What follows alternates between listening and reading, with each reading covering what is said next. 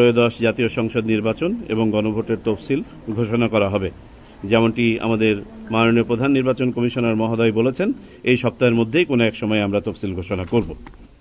আমরা ভোটের সময় 1 ঘন্টা বাড়ানোর সিদ্ধান্ত নিয়েছি, সকালে আধা ঘন্টা এবং বিকেলে আধা ঘন্টা, অর্থাৎ এখন ভোট শুরু হবে সকাল 7:30টায় এবং চলবে বিকাল 4:30 পর্যন্ত। দশম সভায় এই বছরের অনুষ্ঠিত হয়েছে।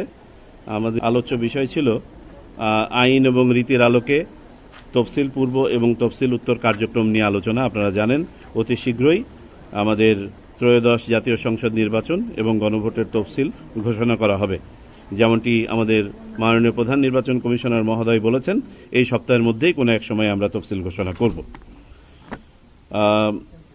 তো তফসিল পূর্ব কার্যক্রমের মধ্যে আমাদের কতগুলো রীতি অনুযায়ী কিছু কাজ আছে। আমরা মহামান্য রাষ্ট্রপতির সাথে দেখা করব, পুরা কমিশন। প্রধান নির্বাচন কমিশনারের বক্তব্য রেকর্ড করার জন্য বাংলাদেশ বেতার এবং বাংলাদেশ টেলিভিশনের কাছে আগামীকালকে পত্র প্রেরণ করা হবে। আমাদের তফসিল পূর্ব যে কার্যক্রমগুলো ইতোমধ্যে সম্পন্ন হয়েছে সেগুলোর স্টক নেওয়া হয়েছে। এগুলো সম্বন্ধে আপনারা সবাই জানেন, যেমন সংলাপ, আইন এবং বিধির সংস্কার, এবং আমরা আশা করছি যে গত সপ্তাহে যেগুলো আপনার সংস্কার সম্পন্ন হয়েছে আজ বা কালকের মধ্যে সেগুলো আমরা হাতে পেয়ে যাব। ভোটার তালিকা চূড়ান্তকরণ সেটা হয়ে গেছে, যদিও বা এটা আর একটা ভোটার তালিকা পরবর্তীতে যাবে, যেখানে আপনারা জানেন ওসিভি এবং আইসিপিভি অর্থাৎ পোস্টাল ভোটে যারা ভোট দিচ্ছেন তাদের উপরে যে ইমপ্রিন্টটা হবে সেই ইমপ্রিন্ট সহ আর একটা ভোটার তালিকা আইন অনুযায়ী নির্বাচনের 25 দিন আগে কমপক্ষে এটা পৌঁছে যাবে।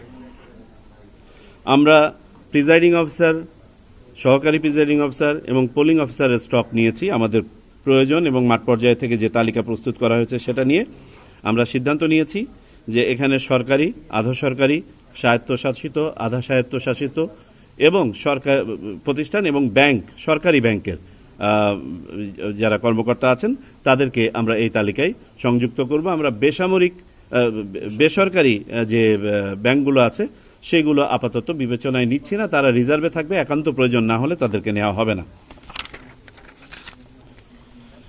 নির্বাচন সামগ্রীর ব্যাপারে আলোচনা হয়েছে। আমরা সিদ্ধান্ত নিয়েছি নির্বাচন সামগ্রী আগের মতো আগের রাতেই সকল কেন্দ্রে পৌঁছে যাবে, ব্যালট পেপার সহ। আমাদেরকে যেহেতু দুটো নির্বাচন একসাথে অনুষ্ঠান করতে হচ্ছে, জাতীয় সংসদ নির্বাচন এবং গণভোট, এটা সময় ম্যানেজমেন্টে নিয়ে আপনারা জানেন আমরা একটা মক ভোটিং করেছিলাম, সেইটার অভিজ্ঞতা প্লাস মাঠ পর্যায়ে যারা ইতোপূর্বে ভোট অনুষ্ঠান করেছেন তাদের অভিজ্ঞতা বিবেচনায় নিয়ে কয়েকটা সিদ্ধান্ত গ্রহণ করা হয়েছে। 1 নম্বর হচ্ছে যে সকল কক্ষে স্থান সংকুলন হবে সেই সকল কক্ষে একাধিক আপনার মার্কিং প্লেস অর্থাৎ সিক্রেট বুথ, যেখানে ভোটার ছাপ দেন সেই সিক্রেট বুথ স্থাপন করা হবে। সিক্রেট বুথ আর বাড়ানোর জায়গা নাই, সেখানে প্রয়োজনে একটা আলাদা বুথই করতে হবে। আমরা ভোটের সময় 1 ঘন্টা বাড়ানোর সিদ্ধান্ত নিয়েছি, সকালে আধা ঘন্টা এবং বিকেলে আধা ঘন্টা, অর্থাৎ এখন ভোট শুরু হবে সকাল 7:30টায় এবং চলবে বিকাল 4:30 পর্যন্ত। গণভোট সংক্রান্ত প্রচারণা, যেটার সাথে সরকার একটা ব্যাপক প্রোগ্রাম হাতে নিচ্ছেন, নির্বাচন কমিশনও এতে সহযোগিতা করবে। তদুপরি গণভোটের প্রশ্নটা যাতে সহজে ভোটাররা আপনার কক্ষে প্রবেশের আগেই জেনে যান, এই জন্য প্রত্যেকটা কেন্দ্রে এই ব্যালটটা বড় আকারে ছাপিয়ে ভোটের লাইনের সামনে ঝুলানো থাকবে। এরপরে আসি পঙ্গু, বয়স্ক এবং সন্তান সম্ভবা মা সহ যাদের বিভিন্ন ধরনের সহায়তা প্রয়োজন হয় তাদের ভোটের ব্যাপারে একটা সুনির্দিষ্ট নির্দেশনা দেওয়া হবে কেন্দ্রগুলোতে, যাতে করে তারা সহজে ভোট প্রদান করতে পারেন। পোস্টাল ব্যালট ব্যবস্থাপনা নিয়ে দীর্ঘ আলোচনা হয়েছে, যেটা সম্বন্ধে আপনারা অবগত আছেন। আমি 2 দিন আপনাদের সাথে কথা বলেছি এই ব্যাপারে। আমি খুব যদি সংক্ষেপে বলি, আমাদের 2 ধরনের পোস্টাল ব্যালট আছে, দেশের ভিতর থেকে এবং দেশের বাইরে থেকে। দেশের বাইরের ব্যালটগুলো আমরা আগামী কালকে থেকে ছাপানোর কাজ শুরু করছি, আগামী পরশু দিন থেকে এটা বিদেশে প্রেরণের কাজ শুরু হবে। আর দেশের ভিতরের যে পোস্টাল ব্যালটগুলো আছে সেইগুলোর আমরা নিবন্ধন কাজ শুরু করব যেদিন তফসিল ঘোষণা হবে সেদিন থেকে এবং চলবে 15 দিন ব্যাপী। অর্থাৎ যারা ভোট দিতে চান পোস্টাল ব্যালটের মাধ্যমে দেশের ভিতর থেকে, যে 3 ধরনের ভোটার যারা দিতে পারেন, তারা তফসিল ঘোষণার পর দিন থেকে শুরু করে মোট 15 দিন নিবন্ধন করতে পারবেন। এই নিবন্ধন সম্পন্ন হলে তাদের কাছে ইন কান্ট্রি পোস্টাল ভোটিং এর ব্যালট চলে যাবে। আমরা পর্যবেক্ষক এবং সাংবাদিকদের কার্যক্রম নিয়ে কথা বলেছি, তারা যেন নির্বিঘ্নে তাদের দায়িত্ব পালন করতে পারেন, যেসব সহায়তা দেয়া প্রয়োজন সে ব্যাপারে পরিপত্র জারি করা হবে। আমরা বিশেষভাবে আলোচনা করেছি, কিছু রাজনৈতিক দলের কাছ থেকেও এই পয়েন্টটা এসেছিল যে নির্বাচন অনুষ্ঠানের সাথে যারা সম্পৃক্ত থাকেন তারা আগের রাতে যখন ওই কেন্দ্রে গিয়ে পৌঁছান তাদের প্রশাসনিক ব্যবস্থাপনা দুর্বল থাকে বিধায় তারা স্থানীয় অনেকে সহায়তা নিতে বাধ্য হন এবং এই সহায়তা নেয়ার ফলে অনেক সময় এখানে রাজনৈতিক প্রভাব কাজ করে থাকে এবং তারা পরের দিন নিরপেক্ষভাবে কাজ করতে পারেন না। আমরা দৃঢ়ভাবে নির্বাচন কমিশন থেকে এটা নিরুৎসাহিত করছি এবং বলে দেওয়া হচ্ছে কোনো ধরনের স্থানীয় সহায়তা তারা নেবেন না, তাদেরকে যথাযথভাবে বাজেটের মাধ্যমে কনসিডার করা হয়েছে, তারা তাদের যে প্রশাসনিক ব্যবস্থাপনা আছে সেটা চালিয়ে নিতে পারবেন। বাজেটের ব্যাপারে একটা দিক নির্দেশনা দেওয়া হয়েছে, চূড়ান্তকরণের ব্যাপারে ইতোমধ্যে যে বাজেট আমরা পেয়েছি এর অতিরিক্ত বাজেট পরিকল্পনা করে চাইতে বলা হয়েছে। আগামীকালকে আমরা আঞ্চলিক এবং সিনিয়র জেলা নির্বাচন কর্মকর্তাদের সাথে কালকে 1500 ঘটিকায় একটি জুম মিটিং করব, যেখানে বিভিন্ন যে বিষয়গুলো বললাম যেগুলোর সাথে নির্বাচন কমিশনের অফিস জড়িত এগুলো তাদেরকে নির্দেশনা দেওয়া হবে। তফসিল উত্তর কার্যক্রমের কয়েকটি বিষয় আলোচনা হয়েছে, যেমন রিটার্নিং অফিসার, সহকারী রিটার্নিং অফিসার এবং পোলিং অফিসারদের নিয়োগ এবং সময়সূচি। আমরা বলেছি যে তারা যেন যথাযথ সময়ে নিবন্ধন করতে পারেন পোস্টাল ভোটের জন্য, এই জন্য তফসিলের ঘোষণার পরপরই 5 দিনের মধ্যে যেন এই তালিকাগুলো প্রকাশিত হয়ে যায়। আইন শৃঙ্খলা কার্যক্রম নিয়ে আমরা সিদ্ধান্ত নিয়েছি, আইন শৃঙ্খলা এবং প্রশাসনিক কার্যক্রম নিয়ে যেদিন তফসিল ঘোষণা হবে সেদিনই সন্ধ্যাবেলায় আমরা জেলা এবং জেলা পর্যায়ের প্রশাসনের কর্মকর্তা তথা জেলা প্রশাসক এবং পুলিশ সুপারের সাথে আমরা জুম মিটিং করব। পরবর্তীতে একটা ফিজিক্যাল মিটিং হবে, যেটা আপনার প্রার্থী তালিকা চূড়ান্ত হওয়ার পরে। নির্বাচনী তথ্য সংগ্রহের জন্য অঞ্চল ভিত্তিক দায়িত্বপ্রাপ্ত কর্মকর্তা নিয়োগ করা হয়ে থাকে, সাধারণত 10 জনের একটা কমিটি করা হয়ে থাকে। আমরা এই কমিটিটাকে 14 জনে উন্নীত করেছি, যেখানে আমাদের একজন অতিরিক্ত সচিব নেতৃত্বে থাকবেন, আমাদের ডিজি এনআইডি, এবং তাকে রিইনফোর্স করবেন আমাদের নির্বাচনী প্রশিক্ষণ ইনস্টিটিউটের একজন, আমাদের আইন শাখার একজন এবং নির্বাচন ব্যবস্থাপনার একজন। আর পাশাপাশি আরো 10 জন এলাকা ভিত্তিক থাকবেন, যারা বিভিন্ন ধরনের সমস্যাদি, প্রশ্নোত্তর ইত্যাদি এলাকা ভিত্তিক সলভ করবেন। ইলেকটোরাল ইনকোয়ারি কমিটি নিয়ে কথা হয়েছে। আপনারা জানেন 3 ধরনের আপনার বিচারিক কমিটি মাঠ পর্যায়ে কাজ করে। ইলেকটোরাল ইনকোয়ারি কমিটি যেটা শুরু থেকে কাজ করে, 300 আসনে 300টি কমিটি কাজ করবে। আমরা সিদ্ধান্ত নিয়েছি এই কমিটিকে অতীতেও দেওয়া হতো একটা অ্যাডজুডিকেশনের সক্ষমতা আমরা প্রদান করব। সুতরাং তারা শুধুমাত্র ইনকোয়ারি না, তারা চাইলে বিচারও করতে পারবেন। আর এর পাশাপাশি জুডিশিয়াল ম্যাজিস্ট্রেট এবং নির্বাহী ম্যাজিস্ট্রেট যারা থাকবেন তারা তো তাদের কাজ করতে পারবেনই। আচরণবিধি প্রতিপালন এবং নিশ্চিতকরণে এক্সিকিউটিভ ম্যাজিস্ট্রেট নিয়োগের ব্যাপারে আমরা সিদ্ধান্ত নিয়েছি। প্রাথমিকভাবে তফসিল ঘোষণার পরের দিন থেকেই প্রত্যেক উপজেলা বা থানায় 2 জন করে ম্যাজিস্ট্রেট কাজ করবেন।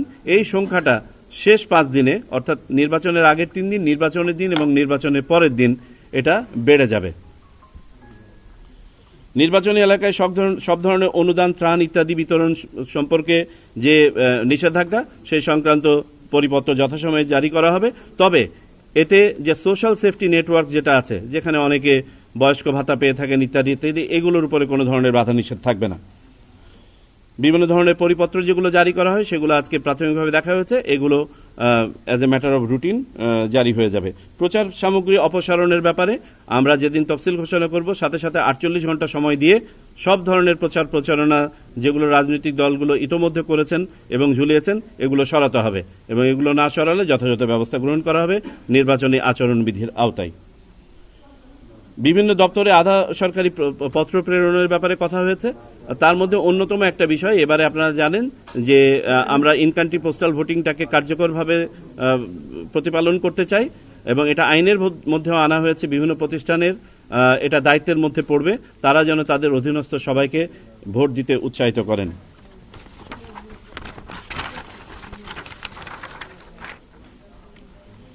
আইন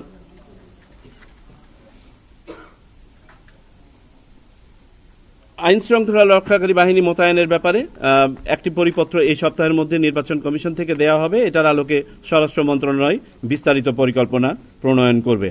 তবে আপনাদেরকে সেদিনটা যেমনটা বলেছেন আমাদের সিনিয়র সচিব, এটা আমাদের স্ট্যাটিক ডেপ্লয়মেন্ট থেকে সেন্ট্রাল রিজার্ভ পর্যন্ত সব ধরনের ফোর্সই কাজ করবে এবং যে কেন্দ্রে যে ধরনের ফোর্স ডিপ্লয় করা দরকার সেটা ডিপ্লয় হবে। পাশাপাশি নির্বাচন কমিশনে একটা সেন্ট্রাল মনিটরিং সেল স্থাপিত হবে যেখানে সব বাহিনী এবং প্রতিষ্ঠানের সংস্থার প্রতিনিধিত্ব থাকবে এবং এই সেলের আমাদের একটা ক্যাপাসিটি থাকবে মিস ইনফরমেশন ডিসইনফরমেশন হ্যান্ডেল করা। যদিওবা এই মিস ইনফরমেশন ডিসইনফরমেশন হ্যান্ডলিং এর জন্য স্ব বাহিনী এবং প্রতিষ্ঠান সংস্থা তাদেরও সক্ষমতা আছে, সেগুলো বলবৎ থাকবে। ভোট গ্রহণ কর্মকর্তা নিয়োগ এবং প্রশিক্ষণের ব্যাপারে আমরা বলেছি 10% রিজার্ভ আমাদের থাকবে, যাতে করে আমরা লাস্ট মোমেন্টে যদি কাউকে পরিবর্তন করতে হয়, কেউ অসুস্থ হয়ে পড়েন, কোথাও ব্যস্ত হয়ে পড়েন, যাতে করে আমরা বিঘ্নিত না হয়। আর প্রশিক্ষণ দেওয়া হবে 100%-এর উপরে আর 5%। ব্যালট পেপার মুদ্রণের ব্যাপারে আমরা খোঁজখবর নিয়েছি, আমাদের প্রস্তুতি সম্পন্ন হয়েছে। যখন থেকে বলা হবে তখন থেকে ব্যালট পেপার ছাপানো শুরু হবে। আগামীকালকে থেকে যে ব্যালট পেপার ছাপানো হচ্ছে এটা শুধুমাত্র দেশের বাইরে পোস্টাল ব্যালটের অংশটুকু। যান চলাচলের নিষেধাজ্ঞার ব্যাপারে অতীতে যেভাবে নির্দেশনা দেওয়া ছিল সেটাই বলবৎ থাকবে, অর্থাৎ ট্যাক্সি ক্যাব, পিকআপ, মাইক্রো এবং ট্রাক এইগুলো চলবে না 24 ঘন্টার জন্য এবং মোটরসাইকেল চলবে না 72 ঘন্টার জন্য। বাকি যানবাহন হাইওয়েতে চলমান, আপনার বিভিন্ন ধরনের সেবা প্রদানকারী সংস্থা, বিমানবন্দর ইত্যাদি এগুলো যেভাবে ফ্রি থাকবে। ভোট গ্রহণের দিন সাধারণ ছুটির ব্যাপারে সিদ্ধান্ত গৃহীত হয়েছে, এদিন সাধারণ ছুটি থাকবে অন্যান্য সময় যেমনটা থাকে। দুর্গম নির্বাচনী এলাকায় হেলিকপ্টার সহায়তার ব্যাপারে আলোচনা হয়েছে, এটা আগেও আপনাদেরকে বলা হয়েছে। এখানে নির্বাচনী মালামাল, ব্যালট পেপার এবং ভোট গ্রহণকারী কর্মকর্তাদের চলাচলের জন্য হেলিকপ্টার ব্যবহৃত হবে। ব্যাংক এবং পোস্ট অফিস খোলা রাখার ব্যাপারে সিদ্ধান্ত হয়েছে যতক্ষণ পর্যন্ত প্রয়োজন। এই আর বাকি 3টা এজেন্ডা ছিল আমাদের পার্সোনালাইজেশন রিলেটেড, সেগুলোকে আজকে একটি কমিটি ফর্ম করে রেফার করে দেওয়া হয়েছে এগুলো বিস্তারিত আলোচনা করার জন্য। আর জাতীয় পরিচয়পত্র সংক্রান্ত একটি সিদ্ধান্ত ছিল যে জাতীয় পরিচয়পত্র ইদানিং দেখা যাচ্ছে বয়স পরিবর্তনের প্রবণতা অস্বাভাবিকভাবে বেড়ে গেছে এবং এটা সবসময় সৎ উদ্দেশ্য প্রণোদিত না। যেগুলো শুধুমাত্র ভুলজনিত কারণে বয়স সংশোধনের প্রয়োজন হবে সেগুলো আমরা মাঠ পর্যায়ে রাখছি, আর বাকি সব ধরনের বয়স সংশোধনী কেন্দ্রীয়ভাবে এটাকে ঘ ক্যাটাগরির মধ্যে নেওয়া হয়েছে এবং ডিজিএনআইডি এগুলো সম্পাদন করবেন, আর যেগুলো সম্পাদনযোগ্য নয় তাৎক্ষণিকভাবে সেগুলোকে রিজেক্ট করে দিবেন। Thank you. স্যার, হুদা কমিশনের সময় রাতের ভোট হয়ে যাওয়ার যে এই যে প্রথা বা চল মানুষের মুখে মুখে যে ব্যবস্থাটা, এটা থেকে উত্তরণ ঘটানোর কারণেই আওয়াল কমিশন এসে ব্যালট পেপার সকালে নিয়ে যাওয়া, ভোটের দিন সকালে নিয়ে যাওয়ার জন্য ব্যবস্থা করেছিলেন। আপনারা আবার আগের পদ্ধতিতেই ফেরত গেলেন যে ব্যালট পেপার আগের রাতেই। আমরা কনফিডেন্ট, আমরা ওইসব ঘটনার অবতারণ আর দেখব না। আমরা আমাদের কনফিডেন্সের জায়গাটাতে ফেরত যেতে চাই। আমাদের সকল সিস্টেম যাতে স্বাভাবিকভাবে কাজ করে সেখানে যেতে হবে। আমাদের যথাযথ সুপারভিশন থাকবে এবং আমরা নজর রাখবো যাতে করে কোনো ধরনের ব্যত্যয় না ঘটে। রিটার্নিং কর্মকর্তা কারা হবে? আমরা বললাম তো রিটার্নিং কর্মকর্তার ব্যাপারে কোনো আলোচনা আজকে হয় নাই। রিটার্নিং কর্মকর্তা সাধারণত আপনারা জানেন জেলা প্রশাসকরা হয়ে থাকেন, এর বাইরেও আমাদের কিছু প্রস্তাবনা আছে, সেগুলো নিয়ে আমরা আলোচনা করছি, যথাসময়ে জানতে পারবেন। সেটা হলো যে তফসিল ঘোষণার পরে একনেক থেকে কোনো প্রজেক্ট ওকে করা কোনো বিধান আপনারা রাখবেন কিনা? আমরা তো নিষেধ করে দিচ্ছি এখানে। যদি তবে কিছু রাষ্ট্রীয় জিনিস আছে যেগুলো এখানে কোনটা করা যায় না, অনুদান, আপনার বিভিন্ন ধরনের নতুন করে কোনো প্রকল্প গ্রহণ ইত্যাদি, যেগুলো চলমান প্রকল্প সেগুলো তো বাধাগ্রস্ত করার বা পরিকল্পিত প্রকল্প সেগুলো নির্বাচন কমিশন বাধাগ্রস্ত করবে না।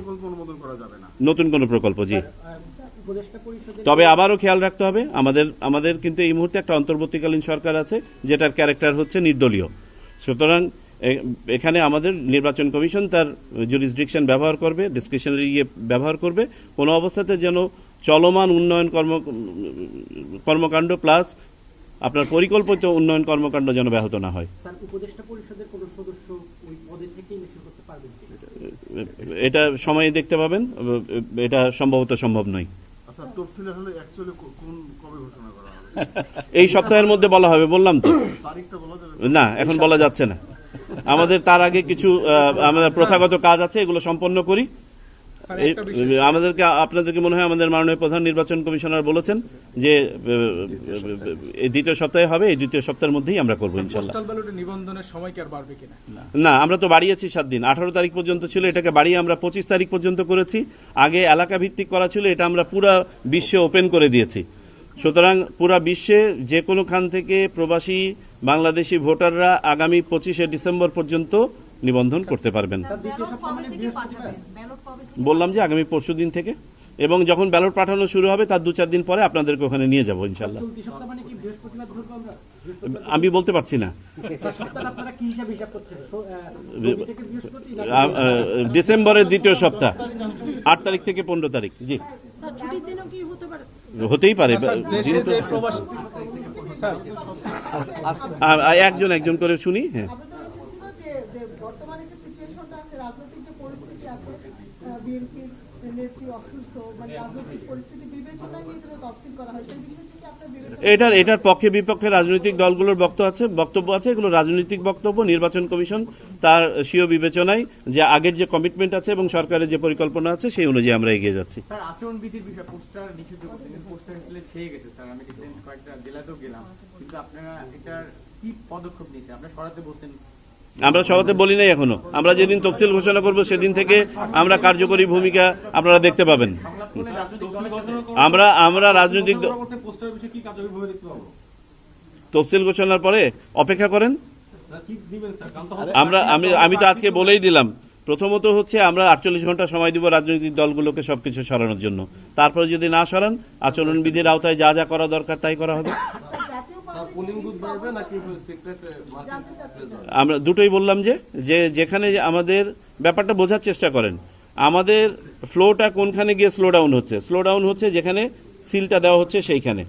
ওইখানে যেহেতু দুটো ব্যালটকে ম্যানেজ করতে হচ্ছে, কেউ কেউ যদি ব্যালটটা পড়ে আবার দেন, বিশেষ করে গণভোটের ব্যালট, তাহলে পারে তো ওই রুমটা যতক্ষণ পর্যন্ত ফাঁকা না হচ্ছে নেক্সট ভোটারটা যেতে পারছেন না। এই জন্য যাতে আরেকজন ভোটারও সাইমালটেনিয়াসলি ভোট দিতে পারেন, আমরা এই জন্য গোপন কক্ষ বাড়ানোর পক্ষে প্রথমে। তারপরেও আমাদের গ্রামাঞ্চলে অনেক প্রতিষ্ঠান আছে যেখানে দুটো ইভেন এই গোপন কক্ষ লাগানোর মতো জায়গা নাই, সেখানে আমাকে হয়তো একটা টেম্পোরারি বুথই করা লাগতে পারে। এটা এবং আমরা এটা কালকে জানিয়ে দিচ্ছি আমাদের সকল অফিসকে, তারা এটার অ্যাসেসমেন্ট করে চূড়ান্ত করে ফেলবে। জাতীয় পার্টি এবং লাঙ্গল কর্তৃপক্ষের অবস্থান কি? স্যার, এটার সঙ্গে আমি একটু যুক্ত করি যে কয়েকটা দল আপনাদেরকে এসে দাবি জানিয়েছিল যে 14 দলের শরিক যারা, তারাও যাতে ভোট অংশ নিতে না পারে, কিন্তু তারা এখনো নিবন্ধিত। এই বিষয়ে রাজনৈতিক বক্তব্যের ব্যাপারে আপনারা জানেন, ওই সময় তারা বলে গেছেন। আমাদের অবস্থান হচ্ছে আইন যাদেরকে পারমিট করবে তারা ভোটে অংশগ্রহণ করবেন, এবং আইন বলা আছে কারা ভোটে অংশগ্রহণ করতে পারবেন না। থ্যাংক ইউ, অনেক ধন্যবাদ।